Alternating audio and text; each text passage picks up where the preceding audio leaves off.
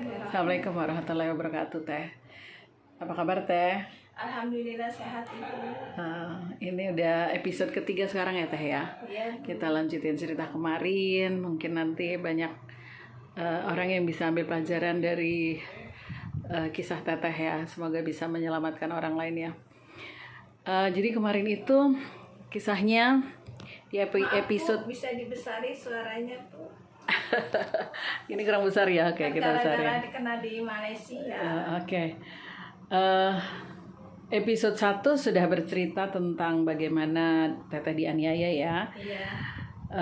Jadi oleh agen ya, bukan oleh majikan. Majikan yang pertama baik, kemudian diambil oleh agen, baru Teteh dianiaya di sana ya. Iya. Menyebabkan Teteh akhirnya permanen telinganya sebelah tidak bisa mendengar. Nah, di episode kedua Teteh bercerita bagaimana riwayat berangkat dari kampungnya di Cirebon ya, Teh. Iya. Ini saya jadi penasaran nih, Teh. Jadi pingin tahu gimana awalnya sampai Teteh bisa berniat untuk pergi ya, dibujuk sama teman itu atas keinginan sendiri, atau bujukannya tuh benar-benar dengan iming-iming yang yang menyebabkan Teteh jadi sangat tertarik, karena mengingatkan Teteh ijazah SD nggak ada ya. Iya. KTP nggak punya, kok berani gitu Teh pergi, gimana ada ceritanya coba? Ya karena nggak bisa baca, karena ingin bantu ke ekonomi suami. Anak-anak mau masuk SMA butuh biaya. Gaji suami sebulan 750. Cukup apa? Dan dia berangkatlah ke Malaysia, izin sama suami, diizinin, akhirnya berangkat. Nggak kebayang sebelumnya Nggak kebayang bakal begini begitu. Alhamdulillah ditinggalin uang katanya 3 juta. Saya bilang Ditinggalin uang 3 juta oleh siapa? iya, tapi ternyata nggak ditinggalin uang 1% pun. Yang bilang begitu siapa pertama? Yang bilang sampai saya balik lagi ke Indonesia. ya, yang bilang akan ditinggalin uang 3 juta itu siapa? Sponsor Cilacap. Tapi awalnya kan Teteh pergi ditawarin oleh temen yang katanya tadinya mantan TKW Saudi. Nah, kan belum ketemu tuh sama agennya. Apa dia yang bercerita? Si temen yang TKW Saudi itu. Namanya Ani. Ani. Ikut sih, aku mau cari. Apa Ani itu yang agennya bukan? Bukan, temen yang sama bareng berangkat ke Cilacap. Dia juga akhirnya di Malaysia jadi TKW. Dia di Malaysia, dia di Hong Kong. Oke. Nggak taunya Mbak Ani ikut sih, Mbak Ani mau cari pengalaman. Jadi Teteh yang minta ikut Ya, sebetulnya. Bukan dia yang bujuk-bujuk gitu. Terus nawarin cerita yang baik-baik gitu, enggak ya? Karena saking emosi lihat suami gaji segitu terus, sampai kapan majunya. Akhirnya adalah nekat rundingan sama suami. Dari awal tuh saya nggak pernah minta ke orang tua, ngurus sendiri. Ya udah, kita buat biaya anak sekolah, perluan anak udah masuk SMA. Akhirnya ya udah berangkat ke Malaysia itu. Jadi anak umur 3 tahun. Iya, berapa orang anaknya Teteh? Anak sekarang udah kelas 6, jauh sama mama Telis tuh. Bu, maunya sama bapaknya terus. Oke, Teteh 2016 ya berangkat pertama kali. Itu anak usia berapa tuh anaknya ditinggal? Umur 3 tahun yang kecil. 3 tahun. Terus yang di atasnya lagi? Yang gedenya yang udah masuk SMA. Masuk SMA. Baru yang di atasnya lagi sudah Udah. 2 ya? 2. Iya, anaknya Teteh 2 ya. Jadi kemudian Teteh berangkat. Jadi sama sekali nggak terfikir bahwa kejadian akan, belum pernah dengar cerita ada TKW dianiaya oleh majikan yang di Saudi segala macam, kan nggak nonton TV gitu Teteh. Kan ada berita-beritanya kan. Oh, jadi benar-benar nggak tahu ya. Nggak tahu karena nggak bisa baca, nggak bisa apa. Jadi Teteh juga nggak tahu tuh kalau misalkan kalau bikin paspor tuh kan peraturannya harus punya seenggak-enggaknya akte kelahiran, ijazah, KTP, kartu keluarga, kan gitu kan persyaratannya bikin paspor ya. Cuma KTP doang dipakainya. Nah makanya jadi kan itu kan hal yang aneh sebetulnya. Prosedurnya kan nggak benar tuh seperti itu. Nggak punya surat apa-apa Teteh kemudian bikin paspor, ketika kemudian dibuat bikin paspor pun teteh diminta data, kemudian datanya dipalsu ya istilahnya ya, dirubah-rubah Iya, kan. biasanya siapa nggak tahu. Usia teteh dibikin muda kan berarti. Iya, dibikin muda. Nah, teteh bertanyakah waktu itu, umur saya bukan segitu loh, kenapa harus dirubah? Pernah nanya ke Mas Iwa kalau umur segitu nggak bakalan bisa masuk katanya. Nggak bisa kerja ya? Ya nggak bisa masuk ke Singapura. Kalau Singapura kan gajinya gede katanya awalnya. Jadi ada batas umur kerja. Batas umur berapa tuh teh? Dulu waktu berangkat tuh golongan 30 lebih. Ya, kalau menurut dia batas umur berapa di 40-an. di itu ya di Singapura? Umur teteh udah 40-an waktu itu. Iya. Makanya dimudain ya. Iya. Nah, terus lagi teteh juga nggak curiga apa-apa tuh di perjalanan yang dia Pikiran apa ya? kan dia suruh berbohong nih satu mobil ya. Iya, Nanti semua di bawa jalan bohong. jangan sampai bilang kalau tujuannya untuk bikin paspor di Kediri gitu kan. Kalau ditanya bilang mau ke pengantenan. Nah, itu curiga nggak ketika berangkatnya malam lagi kan? Ya curiga sih curiga, cuman nggak tahu bahwa ini ilegal, mah tahu-taunya ketemu di Malaysia sama satu agent. Oke. Namanya Tisna. Akhirnya ngobrol sama Tisna. Berarti teteh kita tuh ilegal ya, turunnya di Batam. Iya sama aja, berarti kita nggak resmi, bilangnya gitu. Tisna bilang begitu. Tisna sebelumnya sudah pernah kerja di Singapura juga. Udah berangkat duluan. Nah, berarti Tisna temennya teteh udah mulai menyadari tuh bahwa ini nggak prosedural nih, ilegal nih gitu ya. Nah, tapi kemudian nggak ada keinginan misalkan kita pulang aja yuk gitu. Jadi ceritanya Tisna satu sponsor tuh beda, kalau Isma di Mas Iwa laki-laki, kalau dia di perempuannya gitu. Tapi sama aja. Di Malaysia aja satu agent. Oh, di Malaysia satu agent. Dari Indonesianya itu agent perorangan ya, yang mungkin mereka nggak punya izin untuk beroperasi gitu ya, yang ilegal itu ya. Nah, kalau saya lihat kan banyak nih ya titik-titik momen di mana teteh sebetulnya bisa melarikan diri ya setelah sadar itu tidak ilegal. Contoh, setelah dari Singapura, oke lah teteh dapat majikan yang baik waktu di Singapura ya. Nah, tapi kemudian setelah dia meninggal, majikannya cuma dapat berapa bulan teh? 7 bulan kan itu lumayan. Turun dari bandara Jogja tuh saya tuh kaget diambil sama laki-laki. Nah sebentar, teteh kan bilang mau dipulangin ya karena majikan udah meninggal nih. Terus dipulangin ke Indonesia ya. Nah itu nggak ada keinginan tuh pulang kampung kan, udah 7 bulan udah ngantongin uang nggak Udah ada rencana pulang. Sudah ada gaji kan waktu itu 7 bulan. Apa? Naik kereta aja kata almarhum mama tuh. Nah nggak tahu begitu keluar dari bandara Jogja mau pulang ke Indonesia, turun dari bandara Jogja udah disegat dulu laki-laki 2. Paspor langsung diminta. Terus akhirnya saya tuh dibawa lagi ke rumahnya sponsor Mas Iwa itu. dari bandara langsung ada yang nyegat. Udah ada yang nyegat. Kok ngenalin teteh ya dia? Teteh sendirian waktu itu. Sendirian, pulang sendiri. Oke, dibawa ke Mas Iwa. Itu teteh nggak bilang, saya mau pulang dulu ke rumah nih, mau nganterin uang gaji. Boleh. Pas katanya kamu masih punya utang, karena kan perjanjian sama agent Malaysia Singapura kan bilang nggak ada utang karena kesalahannya ada di majikan. Tapi teteh kan dapat uang gaji kan dari sana. Gaji, berapa waktu itu? Separuhnya tuh berapa dapat? Nggak ngerti uang sih. Tuker di bandara dapat cuman bawa uang tuh dapatnya 3,5 juta itu 7 bulan. 7 bulan 3,5 juta rupiah. Nggak ngerti uang, makanya sendirian pulang sendiri, ditukar di bandara itu sendiri. Yang memberi langsung dari tangan majikan atau agen uang sejumlah segitu? Di depan agentnya. Di depan agen majikan memberi segitu ke teteh. Bukan uang Indonesia, uang Singapura ya. Uang Singapura. Kemudian ditukar dapatnya cuma 3 juta. Tukarnya di sana di Jogja. Di Jogja. Bilang ke agent laki-laki mau tukar uangnya udah di Indonesia aja, ada di bandara Jogja, bilangnya gitu. Terus teteh nggak bertanya, kok gaji saya cuma segini sih? Nggak ngerti uang sendirian. Setelah menjadi rupiah itu kan teteh kemudian tidak bertanya. Nggak nanya.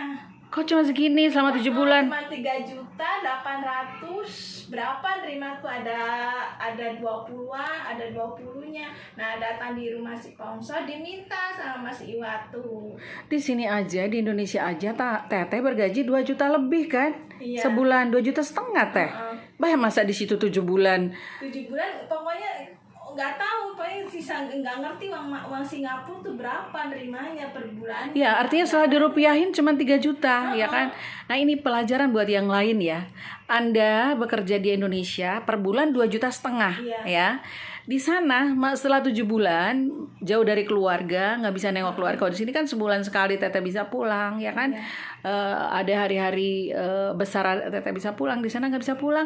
Bergaji cuma segitu 3 juta 7 bulan. Singapura loh ini. Nah, itu tadi karena Teteh ke sana secara ilegal, ya kan? Kalau melalui prosedur, ya ikuti prosedur yang benar, tapi memang harus punya ijazah, harus punya KK, kartu keluarga, KTP. Seharusnya Teteh punya kan sebenarnya, atau memang nggak punya? Nggak punya. Di rumah memang nggak pernah bikin. Nggak bawa kakak. Oh, tapi ada tapi sama nggak dibawa. KTP, bawanya KTP doang. Dari rumah tuh bawanya KTP aja. Oh, berarti ada modal KTP. Iya, ada surat dari Iji sama suami aja, tanda tangan, udah itu aja kertas, suami nulis. Berarti ada KTP dong. Teteh bilang di awal nggak ada kan? KTP ada, cuman nggak bawa buku kawin, buku KK, Surat nikah segala ya. Terusan ijazah apa nggak ada, ditanya sama Mas Iwa, saya memang bawanya KTP doang. Oke, nah terus kan ada masa kemudian Teteh dipaksa pulang oleh agen ya. Diambil dari rumah majikan dengan berita bohong bahwa anak Teteh masuk rumah sakit, yang mana nggak terbukti ya. Dan Teteh nggak berhasil menghubungi keluarga.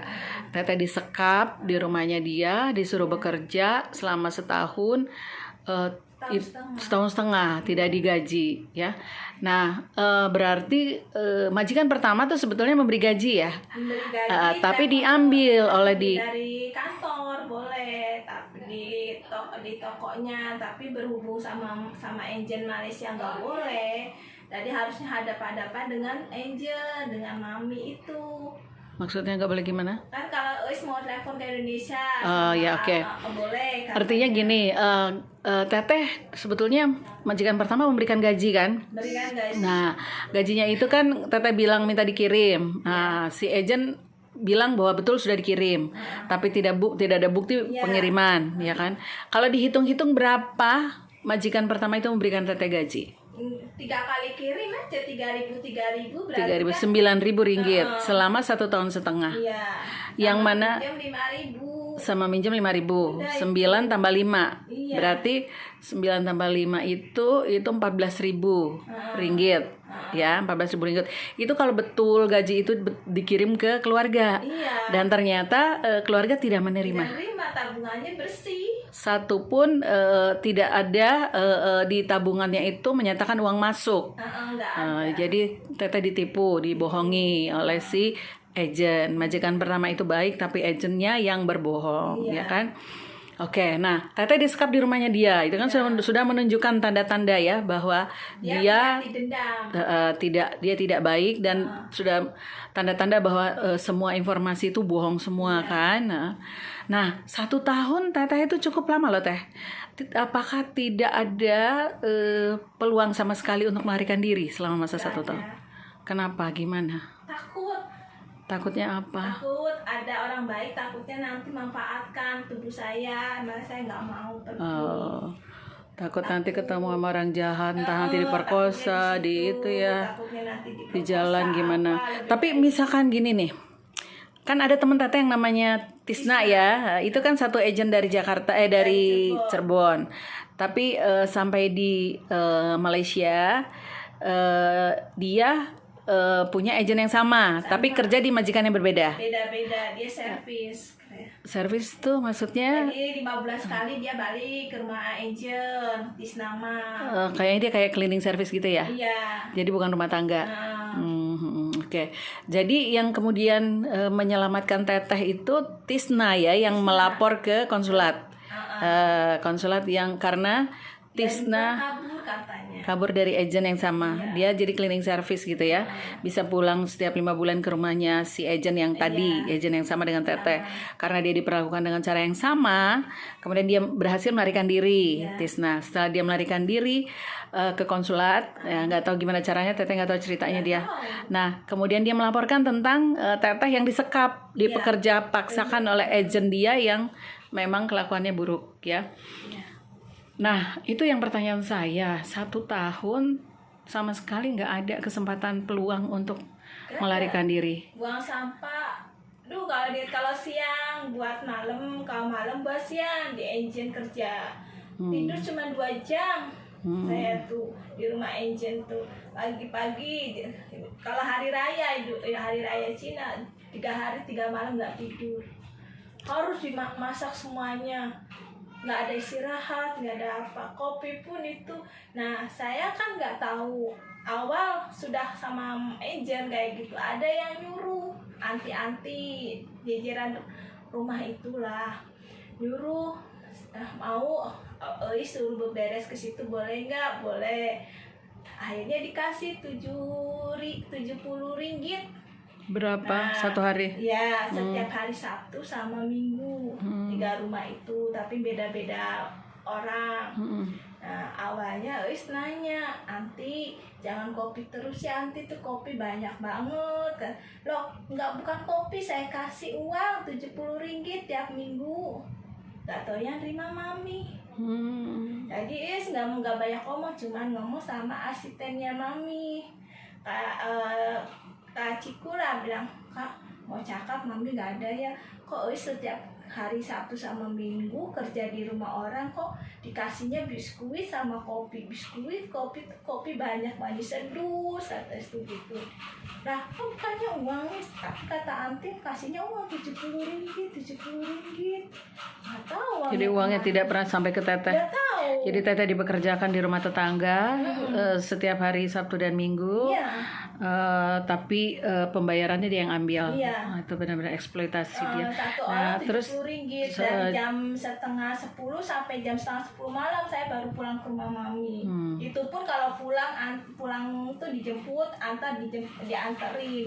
Jadi tak boleh pulang sendiri kan. 70 ringgit itu kalau dirupiahin sekitar 300.000 rupiah per hari ya berarti. Dan itu tidak pernah sampai ke tangan Teteh, diambil oleh si agent itu ya. Tapi ketika Teteh dipekerjakan di rumahnya tetangga tuh diantar. Diantar sama mama. Jadi nggak ada peluang untuk kabur sama sekali tuh ya. Nggak bisa sama sekali. Ya karena tempat Teteh bekerja kan mungkin orangnya tidak sejahat dia ya. Enggak, Nah, iya. sebetulnya kan Teteh bisa bercerita nih saya Iya. disekap itu nggak ada kepikiran. Nggak boleh Pak, tak boleh cakap katanya. Nggak boleh ngobrol. Ya kata antinya, tak boleh cakap sama anti sama anak-anak di sini, tak payah cakap kata Mami. Nah, Jadi kayak gitu. ya Allah, oke, Teh kita stop dulu di sini ya, Ya. supaya nggak terlalu panjang. Nanti kita masuk ke episode keempat. Teteh istirahat dulu, sholat dulu ya. Iya. Nanti kita sambung lagi. Ya, assalamualaikum warahmatullahi wabarakatuh.